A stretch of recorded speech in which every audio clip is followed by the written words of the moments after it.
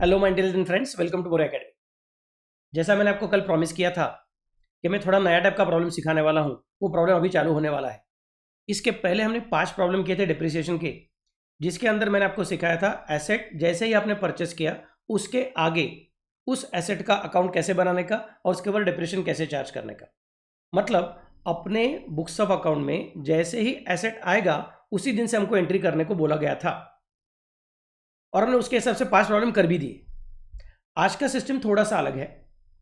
ऐसा सोच के देखो कि आपके घर में एक छोटा बच्चे का जन्म हो गया है, तो जैसे ही उसका जन्म हो जाएगा उसके आगे उसके ज़िंदगी में जो जो होगा वो सब चीज़ें आप देख रहे हो और उसके हिसाब से आप उसको लिखते जा रहे हो।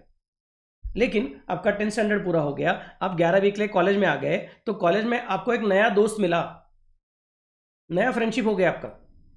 तो इसका मतलब ये नहीं है कि भले ही उस दिन वो पर्टिकुलर दोस्त आपके ज़िंदगी में आया है तो इसका मतलब वो उसके ज़िंदगी का पहला दिन है। जैसा छोटा बच्चा आपके घर में आता है तो उसका पहला दिन हो जाता है, छोटे बच्चे का जन्म हो गया रहेगा तो। लेकिन दोस्त आपके ज़िंदगी में आया तो उसका पहला दिन नहीं है, उसके ज़िंदगी का शायद 15 साल 16 साल उसका ऑलरेडी पूरा करके हो गया है और उसके बाद में आपको मिल रहा है। मतलब he is already having an opening balance of past life and then remaining life is going to stay with you. तो इसका मतलब अपने को अभी अकाउंट को कब बनाने का है? जिस दिन एसेट को परचेस किया उस दिन से आगे अकाउंट को बनाने का नहीं है, बल्कि एसेट पहले परचेस करके रखा हुआ था, उसका अकाउंट बना के भी हो गया था, उसके ऊपर इसके पहले के सालों का डिप्रिसिएशन भी चार्ज करके हो गया था। डिप्रिसिएशन चार्ज करते करते करते करते अभी शायद वो डब्ल्यूडीवी में पहुंच गया है और ऐसे ही किसी बीच के साल में पकड़ के हम बोलेंगे चलो इसके आगे अभी इसकी जिंदगी के बारे में हम लोग अकाउंटिंग करना चालू करेंगे। So the account is already prepared in the past, but we are starting to look at the account not from the date of purchase of the asset, but from some intermediary date as given by the problem. तो ऐसा नया type का problem अपने को करने का है। चलो then let us start with the problem. Messrs. Amir Agency Solapur showed a debit balance of rupees 56,000 to machinery account on 1st October 2015. Okay. The original cost of the machine was rupees 80,000. Very nice. On 1st October 2016, Messrs. Amir Agency bought an additional machine of rupees 45,000 and spent rupees 5,000 for its installation. On 1st October 17, a part of the machine purchased on 1st April 2016 was sold for rupees 15,000, the original cost of which was rupees 20,000. Messrs. Amir Agency charged depreciation at the rate of 10% on fixed installment basis, and its financial year closes on 31st March every year. Okay, 31st March बोला है. Show machinery account for the years of 2015-16, 16-17 and 17-18 and pass journal entries for the third year only. Ledger account तीनों सालों का बनाने का है, लेकिन journal entry सिर्फ लास्ट ईयर का बनाने का है। ओके, देखो फिर क्या क्या प्रॉब्लम में स्पेशलिटी है। उन्होंने सबसे पहले क्या बोल कर रखा है, इन the books of Amir agency हमको खेलना है, और उसमें बोल कर रखा है आमिर एजेंसी सोलापुर का है। जरा अपने आपको थोड़ा शिफ्ट कर लेता हूँ। ओके, ये आमिर एजेंसी सोलापुर का है। It is showing a debit balance, बाबा लोग बेबी लोग, it is showing a debit balance. मतलब ये अपने को जो बोल रहे हैं 1 अक्टूबर 2015 से खेलना चालू करो, तो 1 अक्टूबर 2015 को हमने इस मशीनरी को परचेस नहीं किया है, बल्कि उसके पहले ही कब तो परचेस करके रखा था, और जब परचेस करके रखा था तब से लेकर आज तक हमने शायद इस मशीनरी पे डिप्रिसिएशन चार्ज करके हो गया है, और उस मशीनरी का अभी बचा हुआ बैलेंस 56,000 रुपये का है। सर ये डेबिट बैलेंस मतलब क्या है? लेजर टॉपिक याद है, लेजर टॉपिक तभी ये सिखाया था। हर एक अकाउंट के बारे में बैलेंस नाम का चीज़ आ सकती है लेजर अकाउंट में। तो बैलेंस कैसा रह सकता है? बैलेंस का मतलब जो साइड है भी उसका बैलेंस, और बैलेंस कहाँ पे लिखने का है। सब मैंने 2 क्वेश्चन आपको सिखाया था। एक है what is the nature of balance, और दूसरा है where to write the balance. Nature of balance, जो साइड हैवी उसका बैलेंस, डेबिट साइड हैवी रहेगा तो debit balance, credit side heavy रहेगा तो क्रेडिट बैलेंस। और कहां पे लिखने का? ओपनिंग मतलब सीधा साधा, क्लोजिंग मतलब उल्टा पुल्टा। आई रिपीट, ओपनिंग मतलब सीधा साधा, क्लोजिंग मतलब उल्टा पुल्टा। मतलब क्या कंसिडर करना है? अगर अकाउंट को ओपन करते वक्त बैलेंस लिखने का रहेगा तो जैसा नाम वैसा साइड, मतलब debit balance will come on debit side and credit balance will come on credit side. But account को क्लोज करते वक्त अगर अपने को बैलेंस लिखने का रहेगा तो इन दैट केस उसको उल्टा पुल्टा करना पड़ता है। मतलब डेबिट बैलेंस रहेगा तो क्रेडिट साइड में आता है, और क्रेडिट बैलेंस रहेगा तो डेबिट साइड में आता है। These points we have already seen. Now look at the problem. वो बोलते हैं कि डेबिट बैलेंस है, मतलब what is the nature of balance. ये क्वेश्चन हमको सॉल्व करने की जरूरत नहीं है, उन्होंने खुद ही बोल कर रखा है nature of balance is debit balance. अपने को सिर्फ सेकंड क्वेश्चन सॉल्व करने का, वेयर टू राइट इट। तो उन्होंने बोल कर रखा है debit balance of rupees 56,000 on 1 अक्टूबर 2015। मतलब 1 अक्टूबर 2015 को अकाउंट ओपन करो। ओपन करो मतलब सीधा साधा, तो debit balance will come on debit side of machinery account. किसके बुक्स में? आमिर एजेंसी के बुक्स में। कौन सा अकाउंट? Machinery account. कौन सा दिन? 1 अक्टूबर 2015। क्या लिखना है? To balance brought down. लेकिन सर आगे कुछ तो बोल के रखा है, the original cost of the machinery was ₹80,000। तो सर वो जो लिखना है 56,000 लिखना है कि 80,000 लिखना है? वो जो आप बोल रहे हो बैलेंस ब्रॉट डाउन, उसकी अमाउंट क्या लिखूँ? मशीनरी अकाउंट है, 1 अक्टूबर 2015 है, डेबिट साइड है, वहाँ पे टू बैलेंस ब्रॉट डाउन लिखना है। यहाँ तक तो समझ में आ गया, बट उस टू बैलेंस ब्रॉट डाउन के सामने अमाउंट कितनी लिखूँ? 56,000 लिखूँ कि 80,000 लिखूँ? तो याद रखो, आपके ज़िंदगी में दोस्त कब आया? जब उसका जन्म हुआ तब आपके ज़िंदगी में नहीं आया है, बल्कि 1 अक्टूबर 2015 को आ गया है। तब तक उसके ज़िंदगी में बहुत सारा डिप्रेशन चार्ज करके हो गया था, तो उसका अमाउंट कितना बाकी रह गया था? 56,000 का अमाउंट बाकी रह गया था। तो हमारे लिए जब दोस्त मिल गया है तो उसका उम्र एक दिन नहीं है, आज ही उसका जन्म हुआ नहीं है, उसका उम्र अभी 56,000 कंसिडर करने का। सो 80,000 is not required for us. अपने लिए 56,000 इंपॉर्टेंट है। तो सर 80,000 क्यों देकर रखा? कंफ्यूज करने के लिए दिया हुआ है क्या? That is not the case. 80,000 का भी खुद का एक पर्टिकुलर मकसद है। देखो उसका शब्द क्या है? Original cost 80,000। और नीचे क्या बोला था? They are charging depreciation on fixed instalment basis at the rate of 10%। Fixed instalment basis का दूसरा नाम क्या है? Straight line method. और तीसरा नाम क्या है? Original cost method. मतलब इस मेथड में जिसका नाम फिक्स्ड इंस्टॉलमेंट सिस्टम है, या फिर जिसका नाम स्ट्रेट लाइन सिस्टम है, या फिर जिसका नाम ओरिजिनल कॉस्ट सिस्टम है, उस सिस्टम में, उस मेथड में, उस बेसिस में हम लोग डेप्रिसिएशन किसके ऊपर कैलकुलेट करते हैं? हम लोग डेप्रिसिएशन हमेशा ओरिजिनल कॉस्ट के ऊपर कैलकुलेट करते हैं। So this 80,000 is given to us for the purpose of calculation of depreciation, not as an opening balance of account. Account का ओपनिंग बैलेंस नहीं है, लेकिन हर साल जो डिप्रिसिएशन चार्ज करने का है उसके लिए उन्हें अपने को 80,000 देकर रखा हुआ है। Next, on 1 April 2016 Mrs Aamir agency bot an additional machine. तो नया मशीनरी परचेस किया, कितने का है? 45,000 and spend ₹5,000 for its installation. अच्छी बात। 1 अप्रैल 2016 को 45,000 का मशीनरी परचेस किया और उसको इंस्टॉल करने के लिए 5,000 का खर्चा किया। अपना रूल क्या है? Any expenditure incurred for bringing the asset into working condition should be added to the cost of asset. तो ये 5,000 रुपये का खर्चा जो है, इसको इंस्टॉलेशन चार्जेस करके सेपरेटली रिकॉर्ड मत करो, उसको मशीनरी के कॉस्ट में ऐड कर दो।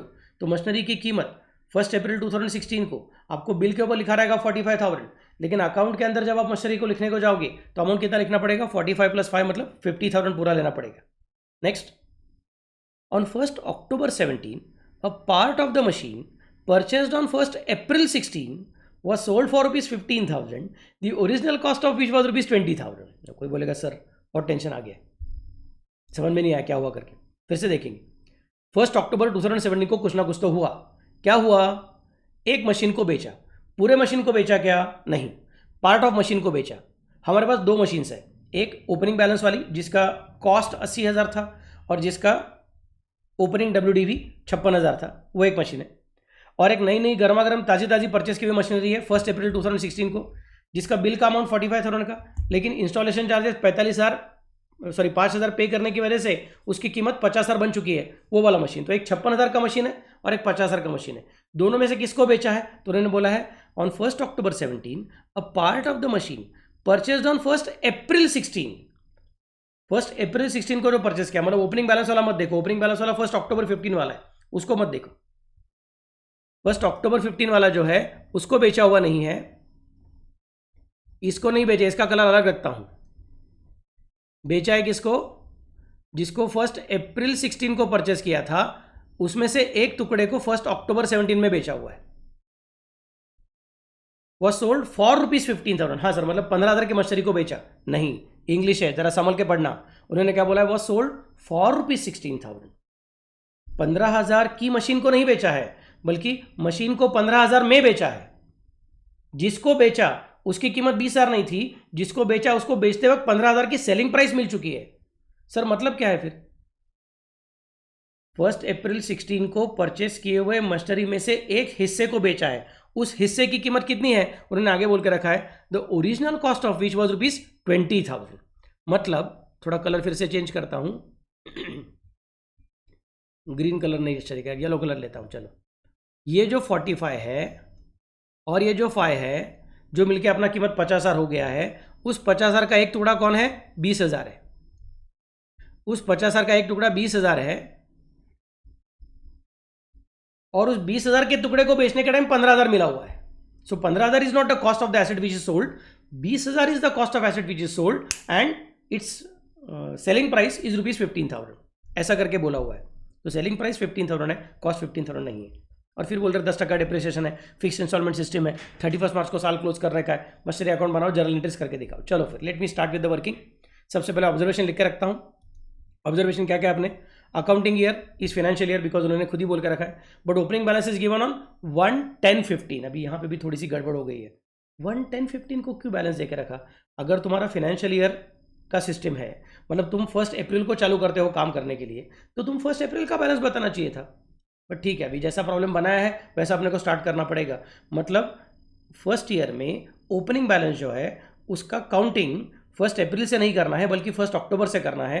तो अक्टूबर, नवंबर, दिसंबर, जनवरी, फरवरी, मार्च, मतलब ओपनिंग बैलेंस के ऊपर फर्स्ट ईयर में हमको पूरे के पूरे 12 महीने का डिप्रिसिएशन चार्ज करने की ज़रूरत नहीं है, बल्कि हमको सिर्फ 6 महीने का डिप्रिसिएशन चार्ज करना पड़ेगा। मतलब ओपनिंग बैलेंस के ऊपर फर्स्ट ईयर में अपने को टोपी डालने का है, 6 महीने का टोपी। Clear? Next part, for opening balance cost and WDV both are given. Cost is important for calculation of depreciation, but WDV is important only for accounting. Okay, next, फिर ओपनिंग बैलेंस 1/10/15 का है, उसको तो बेचा ही नहीं है, तो वो अनसोल्ड है। एंड परचेज ऑन 1/4/16 है, तो उसका कीमत 45 + 5 मतलब 50,000 है। उसका 2 टुकड़ा करेंगे, सोल्ड ऑन 1/10/17, वो 20,000 का बेचा हुआ है। नहीं सर, 15,000 में बेचा हुआ है। करेक्ट, 15,000 में बेचा हुआ है, बट 20,000 का बेचा हुआ है। 20,000 का 15,000 में बेचा हुआ है। एंड अनसोल्ड कितना है? 30,000। 50 में से 20 गया तो 30,000 बाकी है। That is a basic thing. चलो फिर फटाफट से वर्किंग नोट बनाएंगे। कॉलम कौन सा आएगा? एक, ओपनिंग बैलेंस तो अनसोल्ड ही, मतलब उसके 2 पार्ट करने की जरूरत नहीं है। परचेस के 2 पार्ट हो जाएंगे, सोल्ड एंड अनसोल्ड, और बाद में फाइनल टोटल रहेगा। सो कॉलम कौन सा है? Date as usual, particulars as usual, opening balance, बाद में परचेज ऑन 1/4/16 में से that part which is sold on 1/10/17 and balance part, और बाद में फाइनल टोटल। ऐसा अपना अलग अलग पार्ट्स बनने वाला है। सो 1/10/15 को क्या आएगा आपका? ओपनिंग WDV आएगा।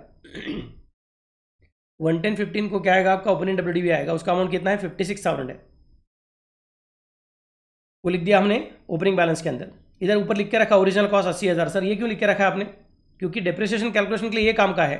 भले ही डिप्रिसिएशन 56,000 में से माइनस होगा, बट 56,000 के ऊपर कैलकुलेट नहीं किया जाएगा, कैलकुलेट किया जाएगा 80,000 के ऊपर, because the system is fixed instalment system, because the system is original cost system. तो फिर 56,000 लिख दिया ओपनिंग बैलेंस के कॉलम में, और बाद में 56,000 लिख दिया फाइनल टोटल के कॉलम में। फिर 31 मार्च 16 को अपने को डिप्रेशन कैलकुलेट करने का है। मुझे तो लग रहा था कि ओपनिंग बैलेंस से मतलब पूरे साल का डिप्रेशन चार्ज करूंगा, लेकिन उसका डेट 1/10 होने की वजह से मुझे पूरे साल का डिप्रेशन चार्ज करने को नहीं मिलेगा, 6 मंथ्स का डिप्रेशन चार्ज करने को मिलेगा। Depreciation eight the rate of 10% SLM। कितना अमाउंट है? 4,000। आंसर हो गया 4,000। 56 में से 4 गया, बच गया कितना? 52,000। This is the WDV on 1/4/16। 52,000 बच गया फाइनल टोटल में। फिर 1/4/16 को परचेस 45,000 + 5,000 इज इक्वल टू 50,000। उस 50,000 के 2 टुकड़े, 20,000 is sold on 1/10/17 and balance is not sold. फिर ये 20 और 30 मतलब हो गया कितना? 50,000। फिर डायरेक्टली 31 मार्च 17 आएगा, साल खत्म हो गया। Depression eight the rate of 10% SLM। तो डिप्रेशन अभी 52,000 पे कैलकुलेट करने का नहीं है, 56,000 पे कैलकुलेट करने का नहीं है। किसके पर कैलकुलेट करने का है? 80,000 पे कैलकुलेट करना है। तो 80,000 का 10% मतलब कितना आएगा? 8,000। सर इधर 4,000 आया, इधर 8,000 आया, ऐसे क्यों?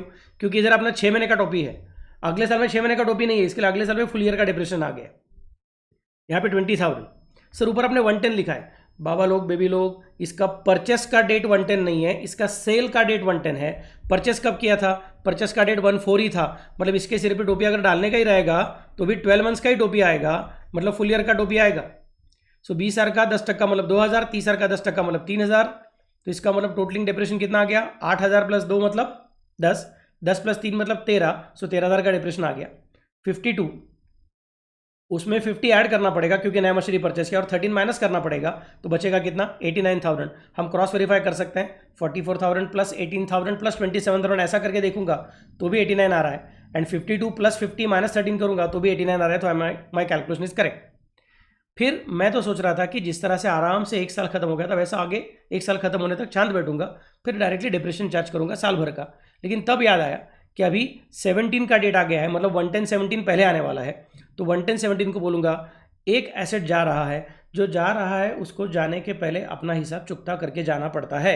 इसका मतलब सोल्ड पार्ट को अपने को डिप्रेशन कैलकुलेट करना पड़ेगा, बाकी का डिप्रेशन अभी कैलकुलेट मत करो। तो depression eight the rate of 10% SLM कितना आएगा? 18,000 के ऊपर है, बट ओरिजिनल मेथड है, मतलब ओरिजिनल कॉस्ट मेथड है, मतलब 20,000 पे कैलकुलेट करने का। 20,000 पे फुल ईयर का मतलब 2,000। It is sold on 1/10। तो पीरियड कब से कब तक है? 14 से 110 ऐसा पीरियड है आपका। आई रिपीट, पीरियड कौन सा है? 14 to 110, मतलब 6 मंथ्स का पीरियड आ गया। Therefore depreciation is not 2000, depreciation is 1000। तो डेप्रिसिएशन यहाँ पे भी लिख दिया, डेप्रिसिएशन टोटल कॉलम में भी लिख दिया। 18 माइनस 1 मतलब हो गया कितना? 17,000। सो 89,000 में से 1 हटा दिया और 17,000 हटाने का याद रख दिया। फिर 17,000 का जो चीज़ है वो चला गया कितने में? 15,000 में चला गया है, बिकॉज उन्होंने बोला था अपने को बेचा कितने में? 15,000। किसको बेचा? 20,000 को बेचा। कितने में बेचा? 15,000 में बेचा। तो 17 में से 15 में बेच दिया है, मतलब जाते जाते सुख देते गया कि दुख देते गया? दुख देते गया है। कितना रुपए का दुख दिया है? 2,000 का दुख दिया है। So I am going to consider loss on sale 11017, 2,000 rupees. फिर 31 मार्च 18 साल खत्म हो गया। अभी जो जो बेचे हुए नहीं है हमारे पास पड़े हुए, उनके ऊपर हम लोग डिप्रेशन चार्ज करेंगे। अभी फुल ईयर का डिप्रेशन आएगा, because now we are counting from which date? We are counting from 1417 to 31 March 18, मतलब ये पूरा 12 महीना है। यहाँ पे 6 मंथ्स था, इसके लिए डिप्रेशन 6 मंथ्स का डिप्रेशन आया है। बट अभी जो डिप्रेशन आएगा वो 12 महीने का डिप्रेशन रहेगा, 12 महीने का डिप्रेशन रहेगा। सो डिप्रेशन कितना आएगा? 80,000 पे 10% मतलब 8,000, और 30,000 पे 10% मतलब 3,000। सो 8 और 3 मतलब सब मिला के हो गया 11,000। सो 44 माइनस 8 मतलब 36, 27 माइनस 3 मतलब 24, 89 में से 1 गया, 17 गया और 11 गया, बच गया कितना? 60। So this is the closing balance we are expecting at the end of first year. We are expecting that machinery account का बैलेंस कितना रहना चाहिए? 52। At the end of second year 89। At the end of third year it should be 60। तो अपने हाथ में पूरा control है अभी। लेजर अकाउंट बनाने के टाइम मिस्टेक ही नहीं होगा, अपने को आंसर ऑलरेडी मालूम है कितना रहेगा कितना नहीं रहेगा। Let me start now. In the books of Amir agency Solapur, mastery account बना दिया।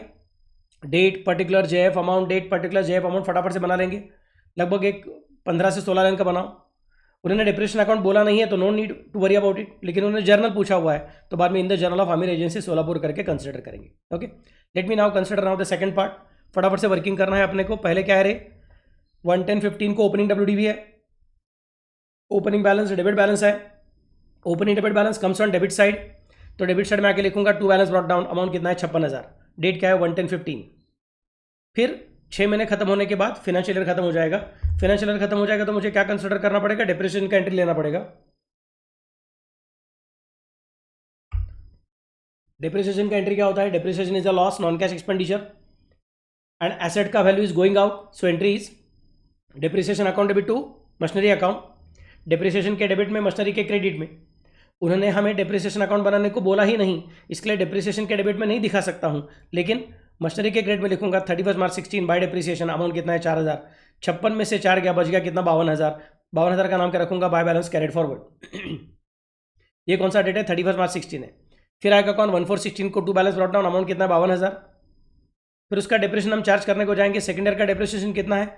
सेकंड ईयर का डिप्रेशन का वर्किंग हमने किया था 8 + 2 मतलब 10 + 3 मतलब 13,000। लास्ट कॉलम को यूज कर रहा हूं मैं। सो 13,000 का डिप्रेशन एंट्री क्या आएगी?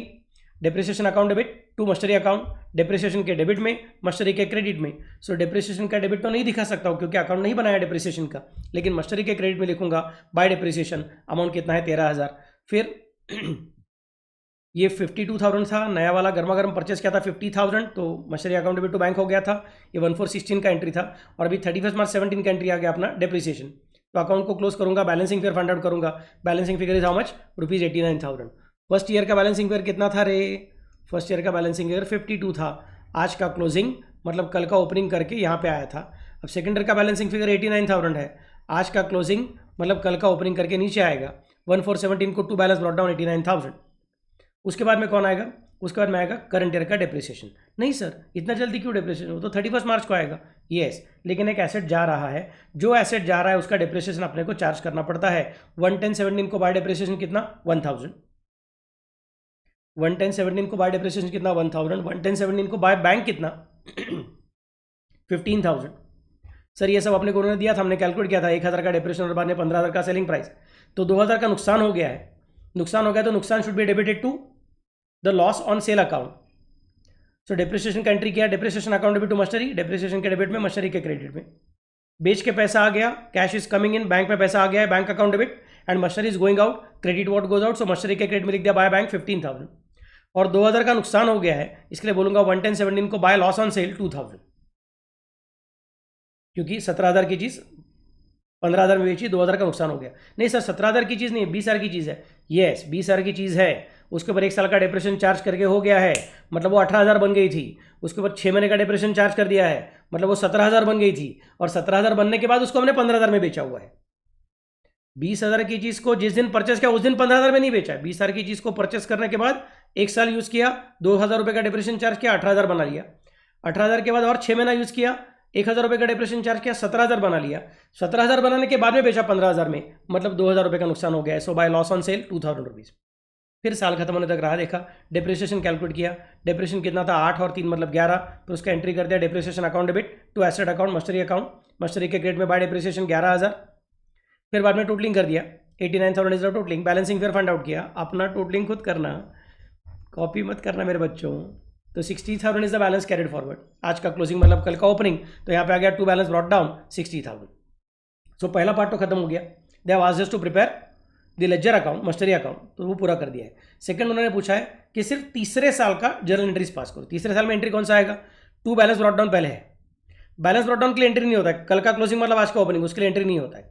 लेकिन ये डिप्रिसिएशन का एंट्री आएगा, फिर सेल प्रोसीड्स का एंट्री आएगा, लॉस ऑन सेल का एंट्री आएगा, डिप्रिसिएशन का एंट्री आएगा।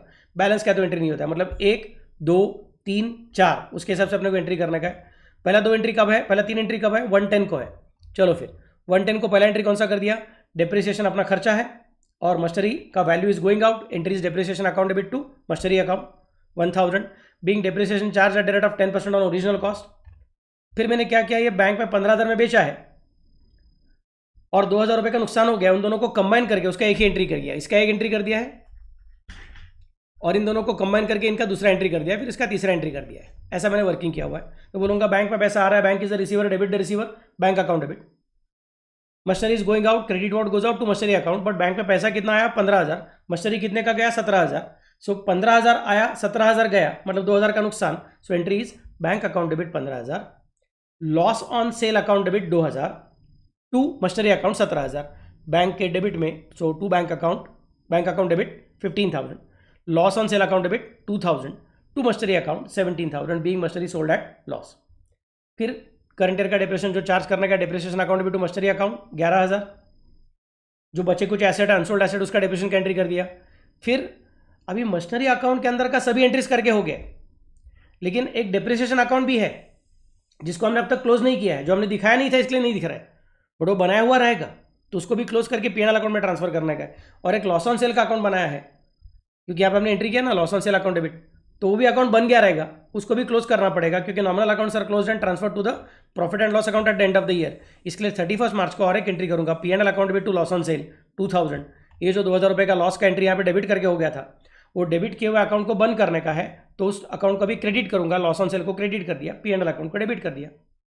वैसे ही PNL account debit to depreciation being depreciation charge to PNL account. So यहाँ पे 2,000 2,000 और 12,000 12,000, बस काम खत्म। This is how we are going to complete a journal. तो इस प्रॉब्लम में क्या सीखा? ओपनिंग बैलेंस का पॉइंट सीखा। ओपनिंग बैलेंस में शायद डेट अलग दिया है, इसके लिए 6 महीने के हिसाब से डिप्रेशन करने को सीखा, बट वो डिप्रिसिएशन ओपनिंग बैलेंस को कैलकुलेट नहीं किया, ओरिजिनल कॉस्ट को कैलकुलेट किया, वो भी सीखा। फिर जो नया परचेस किया उसको कैसे यूज करना है, उसको कॉस्ट अटैच कंसेप्ट कैसे कंसिडर करना है, वो भी देख लिया। तो इतना सब करने के बाद 3 साल का मस्टरी अकाउंट और लास्ट ईयर का जर्नल एंट्रीज ये भी सीख लिया। तो इसके साथ हमारा फिक्स्ड इंस्टॉलमेंट मेथड या फिर स्ट्रेट लाइन मेथड या फिर ओरिजिनल कॉस्ट मेथड, इसके ऊपर के 6 प्रैक्टिकल प्रॉब्लम का मेरा वर्क जो है वो खत्म हो गया। अब अगले लेक्चर में मैं नया कंसेप्ट सिखाऊंगा कि रिड्यूसिंग बैलेंस मेथड या फिर रिटर्न डाउन वैल्यू मेथड, इसका मतलब क्या है। तो अगले 2 लेक्चर, एक लेक्चर मैं सिर्फ थियरी के बारे में डिस्कस करूंगा, फिर उसके 5-6 प्रॉब्लम करूंगा, then this topic will get over. Okay, चलो then, bye bye, take care, good night.